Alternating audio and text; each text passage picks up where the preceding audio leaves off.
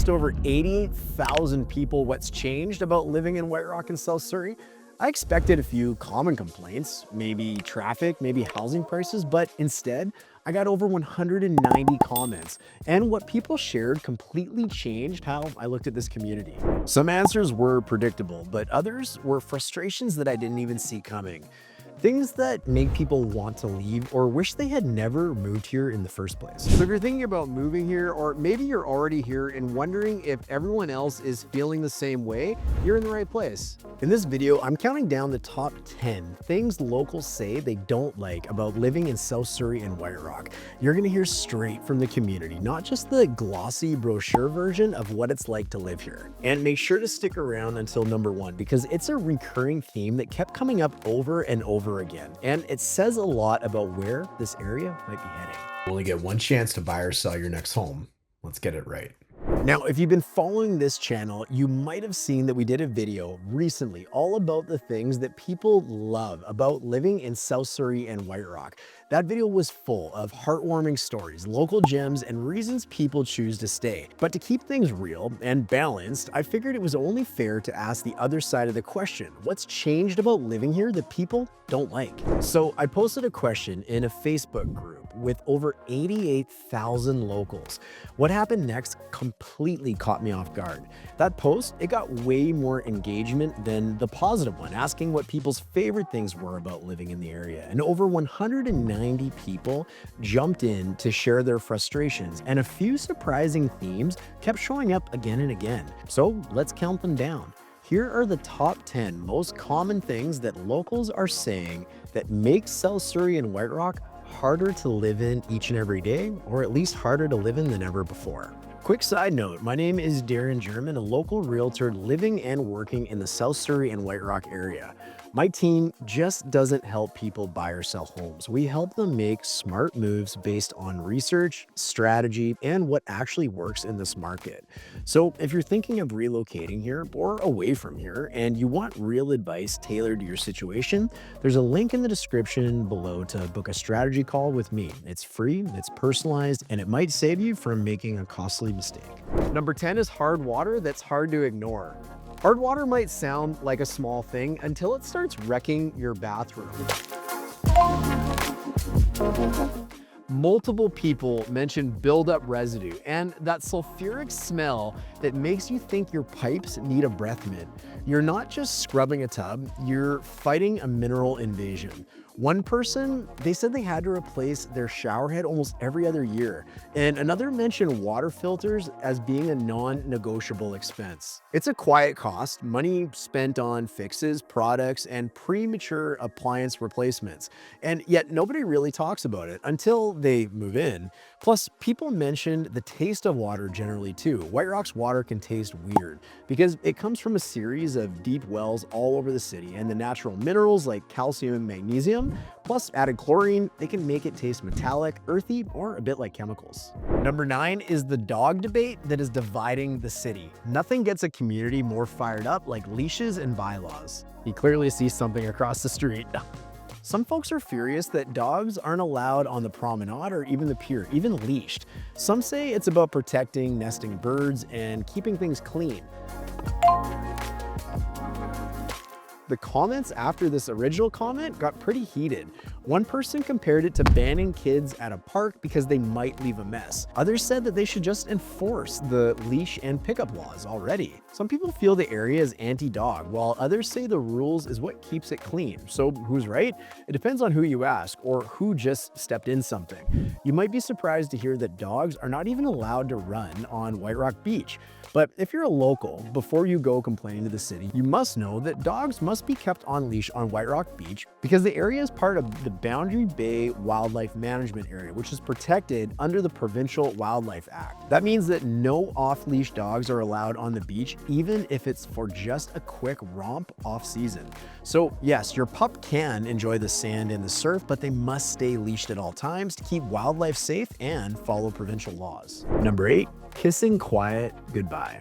Living near the beach sounds peaceful until you actually try to sleep. Delivery trucks, construction crews, leaf blowers, hot rods, and motorcycles. One commenter even said the seagulls seem louder than they used to be. The issue isn't just noise, it's also unpredictability. 6 a.m. trucks, 7 p.m. concrete saws. A peaceful evening walk is drowned out by some generator of a house being built. Some even mentioned that even double-paned windows in their homes can't save them from the noise. In a popular growing city like White Rock, there's always something happening somewhere, and it's usually not quiet. That means that you're paying for serenity, but you're getting a symphony, and it's not the good kind. Number 7, overbuilt and underprepared. Too many homes and not enough of everything else. This came up again and again. People worried about schools that are already at capacity, hospitals with long wait times, and community centers that are stretched thin. It's a classic case of putting the cart before the horse. Now, growth is good, but only if it's supported. Instead, it feels like we're adding floors to a building without reinforcing the foundation. One parent said their child is in a porta classroom, and another mentioned calling 911 and waiting over 20 minutes. That's not growth, that's gridlock. And here's the kicker, much of this density isn't just from local demand, it's being mandated by provincial government. Municipalities are under pressure to upzone, especially around the city centers and transit hubs. So even if locals push back, it's the province that's saying it's happening anyway. It's like being told that your cozy neighborhood needs to become a high-rise corridor, and you don't get a say in it. That kind of top-down planning might hit housing targets, but it's hitting the community trust just as hard. If you're unfamiliar with the provincial piece of the conversation, we did a video all about it, which is a real eye-opener. Number 6 is paying more, but getting less. No one minds paying higher taxes until it starts to feel pointless. Most people question where the city's money was actually going. Crosswalks remain unpainted. People felt like the roads were starting to crumble. Meanwhile, city vehicles and salaries seem to keep rising. It's all about value, and a lot of people feel like they're not getting it in White Rock. One local said that it feels like they're paying luxury rates for dollar store service. I want to highlight though that people weren't against paying their share, but they do want to see their money working for their kids, for their streets, and for their peace of mind. Number 5, condo creep and character loss. You remember that old growth tree that you loved maybe growing up in South Surrey and White Rock? Well, it's probably a driveway now. Residents say that the area is losing its charm and fast. Towering condos and massive homes are replacing cozy bungalows and tree-lined streets.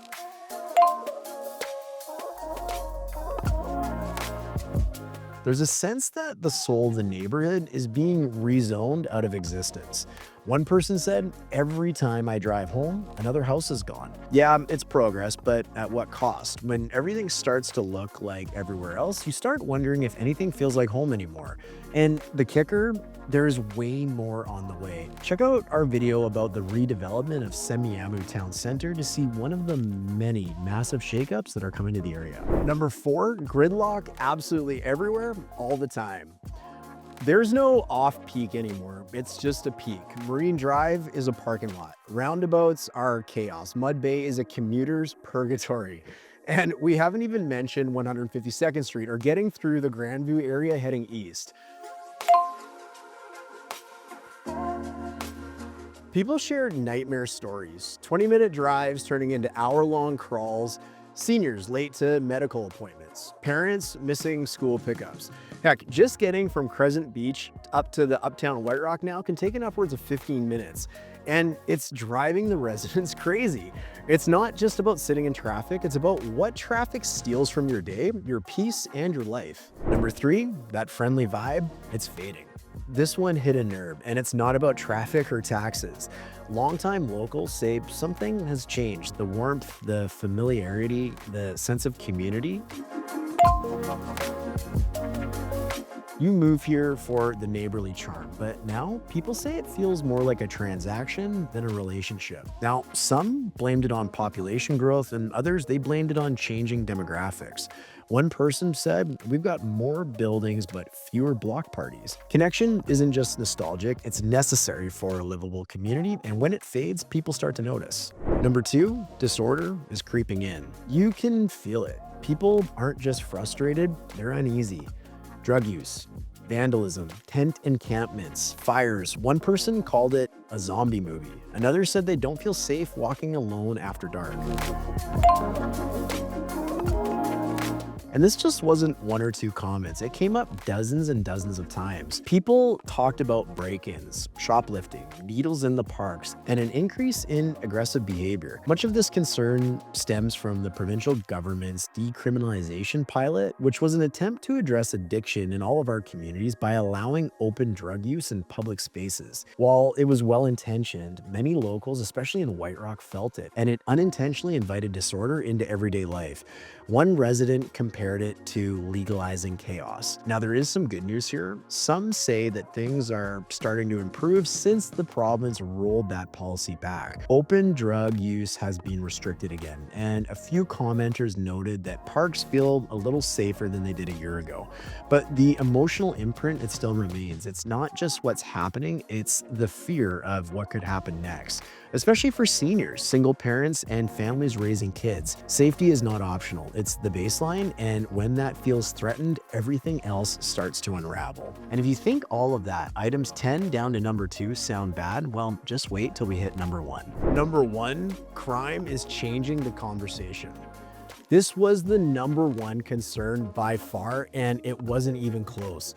People talked about stabbings, daylight murders, car thefts, break-ins, and watching their neighborhoods change before their eyes. This isn't just fear-mongering, it's residents responding to some real, high-profile incidents over the last year or so that have made headlines and shaken trust in public safety. When violent events happen so close to home, on the beach, in broad daylight, or in a quiet neighborhood, they don't just make the news, they redefine how people feel about the way they live. One local said their car has been broken into 3 times in 6 months, and another keeps a baseball bat by the door, not out of paranoia, but for preparation.